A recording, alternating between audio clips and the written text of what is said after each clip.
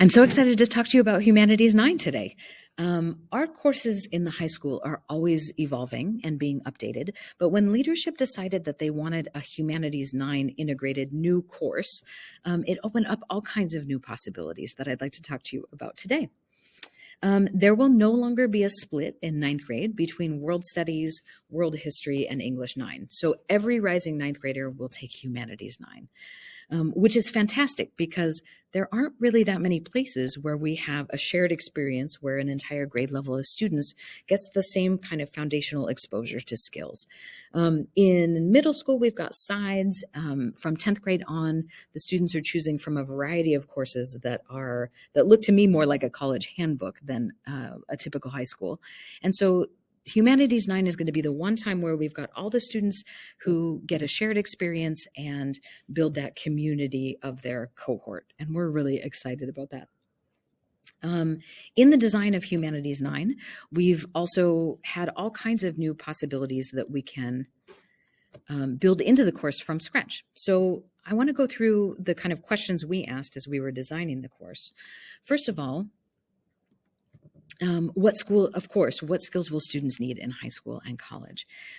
We are building in those foundational reading, writing, and thinking skills that students need at this stage of their learning. And we're also looking at what 21st century skills will facilitate their lifelong learning. We're asking, how do we engage them and bring them into high school well?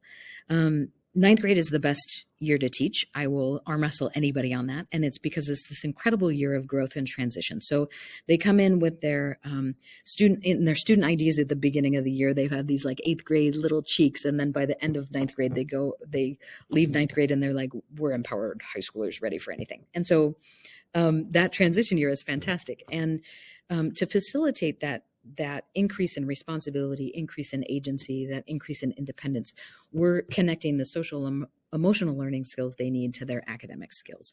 And so we begin that transfer of responsibility and self-management. We focus on that executive function so that over the course of each unit and then over the course of the year, they're increasingly taking the reins and deciding what they want to learn and developing the skills to be able to manage that process. We are looking in Humanities 9 for how to deepen our connections to Singapore, both historic Singapore and contemporary Singapore. And we're doing that in the form of case studies, speeches, guest speakers, off-campus learning opportunities. And I'll dig into that a little bit more when we talk about the nuts and bolts, because we're setting up the course to facilitate that. And finally, we're looking at how will students demonstrate their learning and mastery. And so again, over the course of through each unit, students are increasingly taking the reins and demonstrating their skills. And over the course of the year, they're doing so that the last unit is a student-led interdisciplinary project that they're creating. Now, into the nuts and bolts, the way we created this is that each student will be scheduled into a pod that meets for 2 consecutive blocks every other day. So we've got them for the whole morning or the whole afternoon. And this is fantastic because it's going to give us a big chunk of time to facilitate active learning, deep dives, guest speakers, and these off-campus connections. So on the screen, you see a hypothetical day, but imagine that your student is at lunch. After lunch, they hop a bus. We head to the National Museum of Singapore, and they engage in the Singapore History Gallery with a research project that they've defined, questions they've created beforehand, a task that they're there to do. Then we walk to the arts house. They workshop with local writers on writing historical narrative, hop a bus back to SAS, get here by dismissal. In this case, we've been able to go through an entire cycle of research and writing, and we haven't had to pull them out of other classes or disrupt their day to do that. And we've had that nice engagement with Singapore, and their learning has taken place in a different context that maybe for some of them seems more relevant. And so the way that we've structured it is really going to facilitate these kind of different learning activities. Continuing with the nuts and bolts, each pod is going to be co-taught by one English and one social studies teacher. So the course is interdisciplinary by design. We're leveraging the expertise of 2 different areas, teachers in 2 different areas who are working together.